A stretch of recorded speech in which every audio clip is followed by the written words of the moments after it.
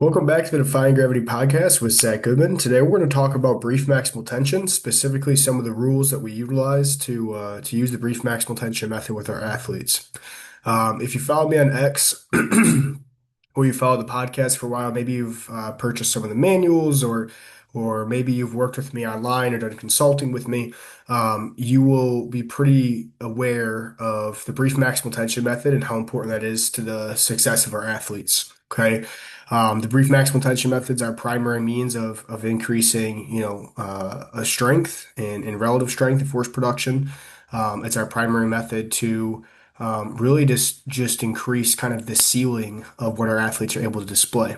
So along with it kind of being that primary method, it also allows us to train other qualities in a session due to the nature of the loading parameters, the volume parameters, and the frequency. It really kind of gives us everything for a very low cost. And I can't really say that about many other things in training, right? There's always a cost that comes with all methods. However, the brief maximal tension method truly delivers the most rapid strength gains with the least amount of mileage, the least amount of beat down, just the least amount of resources needed. So let's talk about some of the rules that we use to use the brief maximal tension method. Okay. In order to be or to use the brief maximal tension method, we're using loads that are around 85% or more of our one rep max. Okay. If you do not have a one rep max, you do not need to use percentages. Percentages is just the way that the text outlines what is kind of qualifying what is brief maximal tension.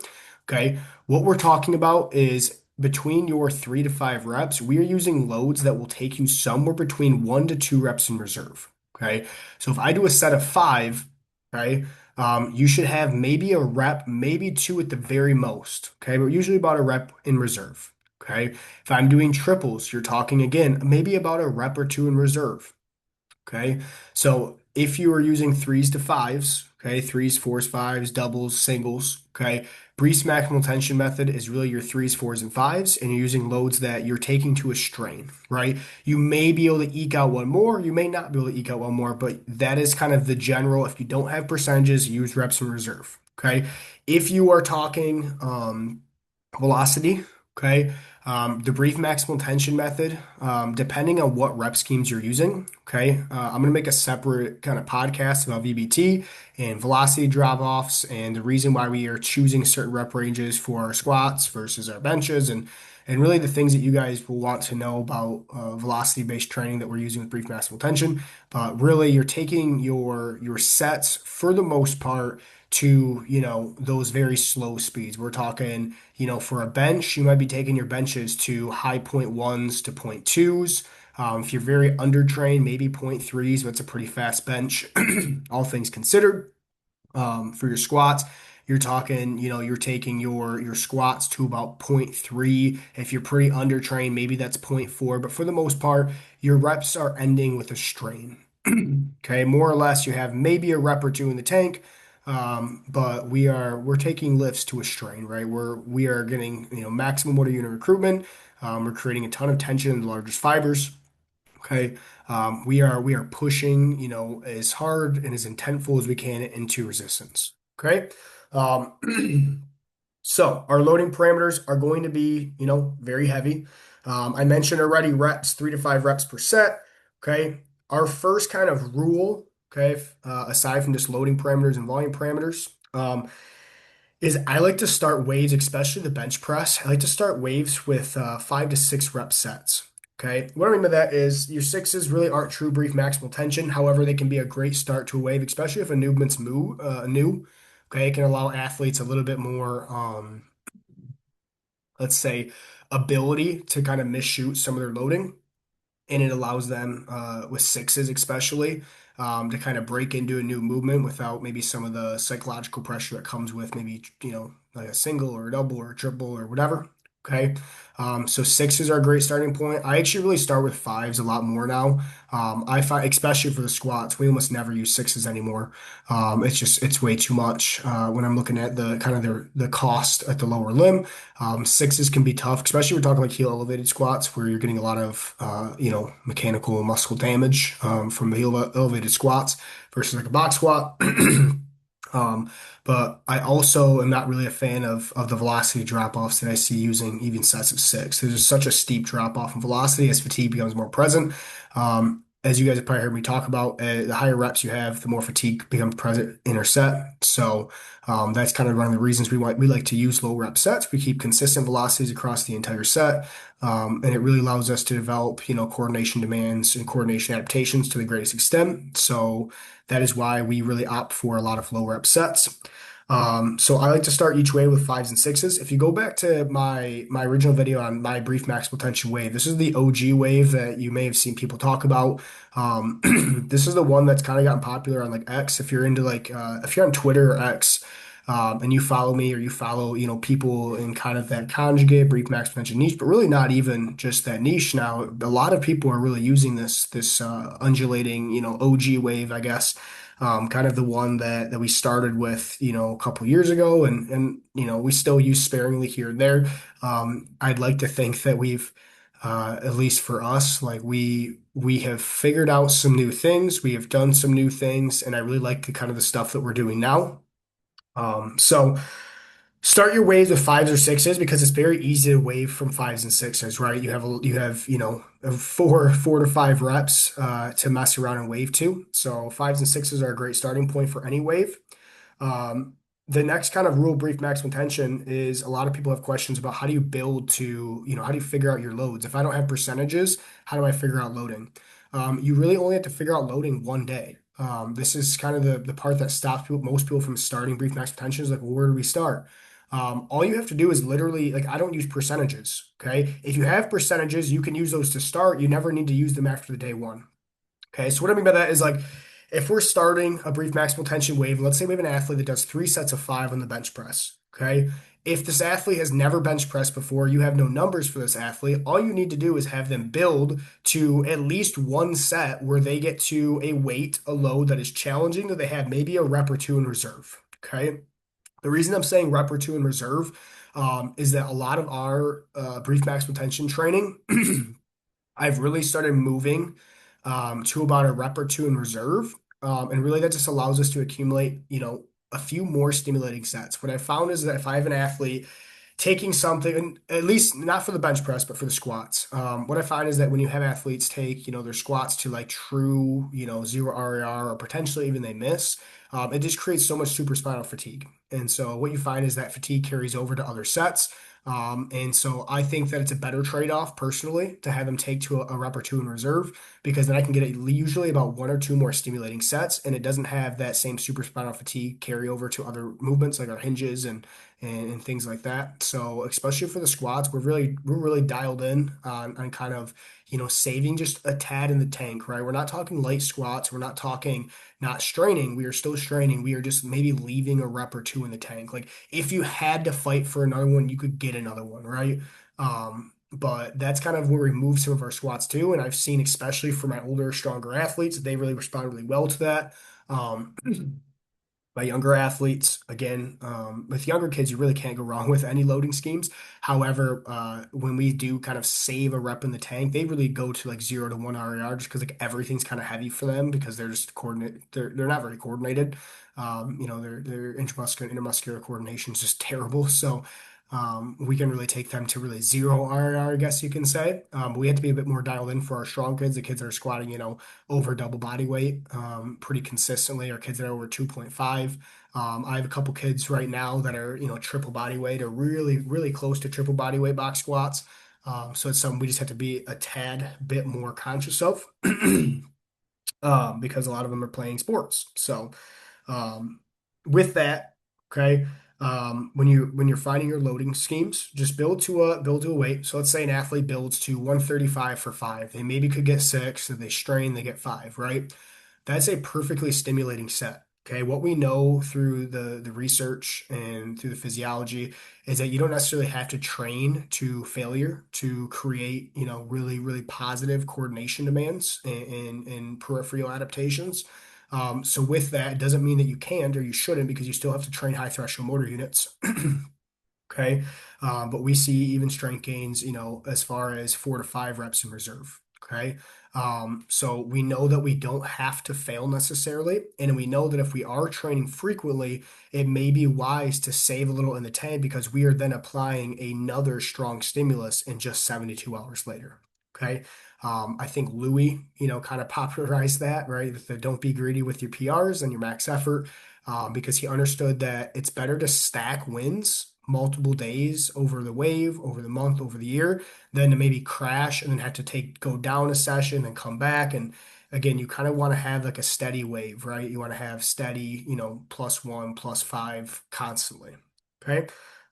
So again, that's something that I found that I'm using with my athletes. And again, the strength numbers we have right now, I have the strongest group of young kids I've ever had.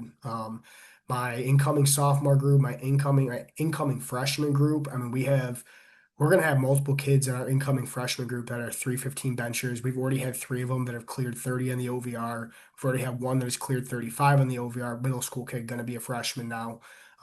We've had kids, go sub 1-1 on, 10 into 10 flies. So we have a lot of good athletes in that group. And in my sophomore class, we have a lot of really, really strong kids. We have, guys that are 500-pound squatters. You have two 315 benchers in that class. That's going to be sophomores this year. And this is kind of some of the changes I've made for them. Okay. So find your weight. All you got to do is find it on day one, and you know what to find it again. Okay. Because then we're going to start the wave. Okay. Once you've kind of found your weight, okay, you can follow some of the waves that I've put out. My manuals obviously have all the different waves that we use, but that kind of OG one where you go maybe 6 to 4, 5 to 3, 4 to 2, or maybe you want to go 5 to 4, 5 to 3, 4 to 2, or some variation of that. Or maybe you go 5 to 4 to 3. Okay. Back to 4, back to 3, back to 1. Okay. That's another way that I've set that up. But it all follows this undulating rule. Okay. So this is our next rule of brief maximal tension waving is when you drop a rep, you need to add 5 to 20 pounds or 5%. Okay. So if you are dropping 1 to 2 reps, so let's say that we go from fives to threes. Okay. So Monday we do fives, the next day we do threes. Okay. If you are going fives to threes, okay, you're going to want to increase weight, right? We're simply using the loading parameters and the reps, okay, to really create, mechanical tension. Okay. So if I'm creating, mechanical tension, a high degree of mechanical tension with fives, okay, let's say 135, I'm not going to create a high degree of mechanical tension doing 135 for triples. We've already done that for fives. Okay. Especially if you have a rep reserve. Okay. So what I mean by that is that if I'm going 135 and we're gonna go, 135 for five or whatever, and we're going triples, we might bump to like 140 or 145. Usually 140, especially if it's a younger kid, on that next day. Okay, so we're just simply bumping minimum 5 pounds, but really, 5 to 20 pounds. For your squats, you're gonna look at 10 to 20 pound jumps. For your bench, you're looking 5 to 10 pound jumps. Okay, so whenever you drop reps, you need to add some load. Okay, the load is simply slowing us down, giving us additional resistance. Okay, allowing us to have a progression of to create adaptations throughout the wave. Okay, the other cool thing about this style of training is because you're training solo reps, you're training with such high degree of stimulus, with high intensities and low rep schemes and the high rests and the frequency is that your body adapts very quickly. And so the progression should kind of model or follow a very predictable, adaptation rate. In that, you know, really all progressive overload does is it proves the training is working. Okay. So you shouldn't have to necessarily force the weight increase. The weight increase is going to kind of happen in and of itself. Okay. So if I have a kid that benches 135 for fives, and then for triples, maybe we start with 140 or maybe 145, that's a progression that's naturally going to happen. We're just kind of pushing him in that direction, more or less. But progressive overload and progression should be kind of organic. It should be happening as a result of, hey, I'm applying a stimulus, the body adapts, it gets more fit to the stimulus, and therefore I need to add more additional load to get previously the stimulus I was getting. So if I got a really strong stimulus 135, my body adapts and gets fitter.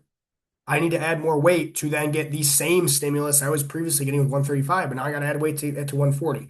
All we're looking for is high degree motor unit recruitment, high degree mechanical tension. We're training the largest fibers and ideally training them in a pattern or a discharge frequency that is, transferable to jumping and sprinting. Okay. So drop a rep, add weight. If I'm adding a rep, so let's say we go from 5 to 3 to 4. Okay. So we go fives, we go to triples, then we go to fours on that third session. Okay. one may think that if I'm going from triples to fours, that I'm going to need to, lower the weight down. This is a mistake. Okay. What you are looking to do is if you are adding reps, you are repeating the same loads you previously did. So if I'm doing 5 to 3, so let's say we go fives for 135, 145 for threes. Okay. One may think, well, I need to go to 140 for fours, right? It's right in between my fives and threes weight. No, you repeat the exact same loading parameters just for an additional rep. You never bump 2 reps in a wave. You always just bump 1 rep in the wave. Okay. So every single day we are either adding a rep or adding, our 5, 10, 20 pounds. Okay. And we're doing these deposits, right? Frequently, twice a week. Okay. So that means in 6 times inside of a 3 week span, you are having some sort of progression. You are having some sort of stimulus that exceeds previous adaptation, some sort of very strong stimulus. Okay. So as you can see, the more often we can have a positive deposit, the faster we're going to adapt, the faster we're going to get strong. Okay. It's all about your frequent deposits. That's why I say frequent exposures to intensity is key. You have to frequently expose the body. You have to keep sending the same message over and over and over and over. Okay. So with that, some rules, okay? Your loading parameters, 85%, 3 to 5 rep sets. Okay. I like to start waves of fives or sixes, really a lot of fives. You can even start with fours or threes. When I use my squat waves, we start with triples and then we go from there. Okay. You're to find your loads. If you have VBT, okay, this is a hack with the VBT. Okay. What I like to do, we really just use the VBT for our squats, more so than the bench. However, really just because I'm concerned about supraspinal fatigue. I'm concerned about the global fatigue that comes from missing a squat. The bench isn't nearly as fatiguing, so I can afford to miss some benches, which is fine. Especially because the benches just, are not nearly as strong. However, for the VBT, if you're using, let's say we're going to work to a triple. Okay, I'm going to cover VBT squats in another podcast.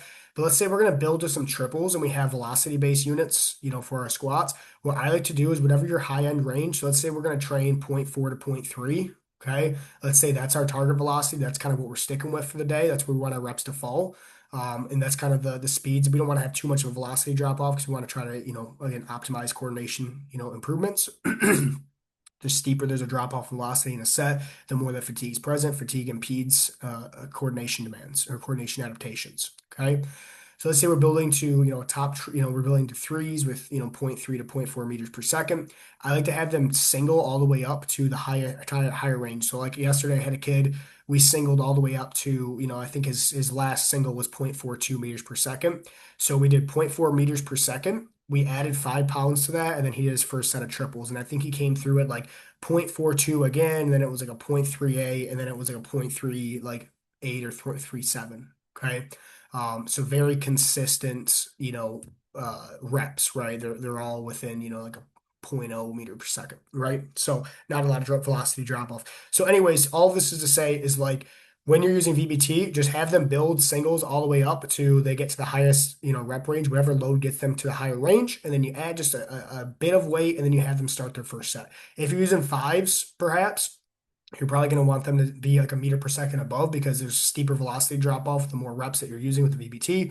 So you're likely going to want to, like if you're training like point 3, point 4, then you're going to want to have them build to a rep that's about point 0.5 or 0.45, then add a little bit of load and start your sets there. Okay. So that would be kind of my suggestion with that if you have velocity based units. Some enhancers, some things that enhance the brief maximal tension method. Okay, multiple times a week frequency. Okay, if you are just bench pressing once a week or just squatting once a week, you are really losing out on a lot of the stimulus that's can occur from using a brief maximal tension wave system. Not that you can't get stronger doing that. However, what we know is that when you are discharging, motor units and you are training muscle fibers, there's no one exercise that can train all fibers, right? That's why you have to squat. That's why you have to hinge, right? To press, right? So when you are training, a certain kind of amount of regional fibers, if those are going 7 days without really being touched or without really being, stimulated, you're not going to have as good of a net positive stimulus. Okay. So what I mean that is that the more frequently you can train muscle fibers, the faster they coordinate, the faster they can, add additional contractile proteins, the better they learn. Okay. The more frequently you send the message, the better they get. So if I'm going to bench press, I want to bench press twice a week. Okay. If I'm going to squat, I want to squat twice a week. If I'm going to hinge, I want to try to hinge twice a week. Okay, it doesn't mean that every movement in your program has to be repeated multiple days a week, especially if the way that you program is having some carry. There's going to be overlap in muscle fibers, right? You're going to get overlap between your box squats and some of your RDLs. You're still going to get, muscle fibers in the posterior chain are going to work. You're going to get, carryover between your split squats and your squats. Okay, there's going to be overlap in muscle fibers that are being trained. However, if especially with those larger movements, you want to try to repeat those more often because those are your money. And those are the movements that are trained the most amount of fibers, the most amount of motor units, the most amount of tissue, right? So we want to try to train those a bit more frequently, especially if we want to get strong very fast. If we're trying to increase an athlete's relative strength, this is really key to increase an athlete's relative strength is to train frequently. Okay. So that would be an enhancer. Okay. Multiple days a week frequency, repeat movements. And the last one is obviously just rest in your sessions. Okay. You need to be taking, especially if you're taking you're using stimulating weights, stimulating loads, and you're taking these sets to a strain more or less. You want to make sure that you are taking 4 to 6 minutes of rest between your squats. Perhaps 4 to 5 minutes between your benches. Okay, all this to say is just like make sure that you are resting between your sets so then you are not having steep drop-offs in subsequent sets. Okay, for us, we use a multi-set approach really for the most part, which means we're doing multiple sets of brief maximal tension. Some coaches will do top sets, single sets, top set, back down set, and again those are all fine. For us, we use a multiple set approach, so I'm looking to have multiple stimulating sets. Okay, if I can get you to get 2 to 3 stimulating sets multiple times a week throughout a wave, I can accumulate more stimulating sets, and therefore over time we're going to end up getting a little bit stronger than someone who's just doing like a top set. Okay. So 4 to 6 minutes rest in between sets. If you find that you have some time parameter issues, okay, you need to know what to chop off in your training. For us, we're chopping off accessories. If it's a squat day, we're going to jump and squat. Everything else can wait. If we're going to bench, say it's a bench day, we're likely going to bounce, sprint, and bench. And if we can add something else, or if we only have one other movement to pick, we'll typically pick our, whatever our pulling movement is, chin ups, flat pull downs, whatever. Okay. So these are kind of your rules for brief maximal tension. These are some things that if you're just kind of new to the method or you've been using the method for a long time, these are some things that you'd like to probably consider because I think it would make a big difference in your training. Okay. Thank you guys so much for listening. I will have more podcasts out soon, but I appreciate all the support. If you are interested in any of the things that I kind of put out, products and all that stuff, I do have my Gumroad that's live. It has manuals, it has console call bookings, it has online training groups, it has custom training. So if you're interested in seeing exactly what we're doing, how we're doing it, all that stuff is available. The products are very, very transparent. They answer all your questions. You really should never walk away from any of the stuff that I'm hopefully putting out with too many questions. Hopefully those things they've gotten really good feedback. So if you're interested in that, again, those links and stuff are up. And if you don't follow me on X or Twitter or Instagram, I post a lot of stuff on there, a lot of really good, just kind of information just like this, completely for free on there. Just giving you guys, hopefully some valuable stuff to use for your athletes to make your programs hopefully better. So thank you very much for listening. Peace.